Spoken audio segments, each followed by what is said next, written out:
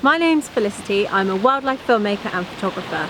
Now usually I'm out under the water shooting wildlife, but I also sometimes shoot people, products and other interesting things under the waves such as shipwrecks. Now when I'm not out shooting, I'm working in a camera rental company that specialises in providing underwater cameras for big productions, and I am the operations manager. Now when I'm there, I focus on talking to production companies, assisting them with what kind of kit they might want to rent, sorting out the rentals and working and learning with new kit. So I help them to figure out what kind of kit they need to shoot.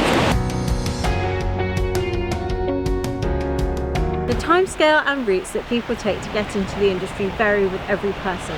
For me, I went to university and studied film and photography whilst also learning to dive, and following that I went to production companies and networking events and just made some contacts in the industry. When thinking of entering the industry, you have to consider the expenses involved. Now if you want to work underwater, you have to be a qualified diver, and if you go the PADI route, which I did, I would suggest becoming a dive master or instructor. To work legally underwater in the UK, you also have to have your HSE Part 4. Now that costs around £1,500 to £2,000. However, some production companies have started taking their employees through this course, so you don't have to pay for it. Additionally, I would suggest that you invest in your own dive gear. I own everything, including a dry suit.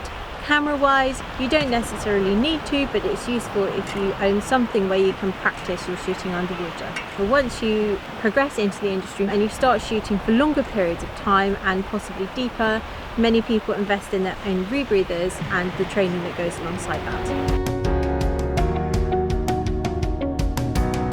I'm lucky enough to have had many career highlights so far and hopefully quite a lot to come. The thing that I most look forward to is the wildlife encounters. Now I've been diving with seals, sharks, turtles, amazing creatures, and you have a lot of fabulous experiences underwater. However, they're not all perfect. I saw this turtle, started filming it in the Red Sea, and as I was swimming alongside it, it decided to poop in my face. So not ideal. The advice I would have for you is, if you're passionate enough about turning this into your career, to just keep working at it.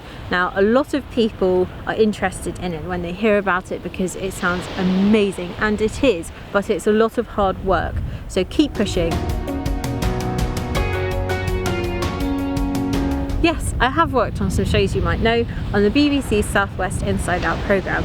Other than that, everything I have done has been for online content. I haven't actually pitched for most of my freelance jobs. I've met people while out diving or at networking events and chatted to them about things I could do with them there. I do spend long hours in the water, but most wildlife is actually quite close to the shores, so it's not that deep, which means that you don't have to worry too much about deco time. However, when you start getting into the more challenging shooting, when you go deeper, most divers use rebreathers. Yes, I shoot video and photos, and you can see that and my show reel on my website.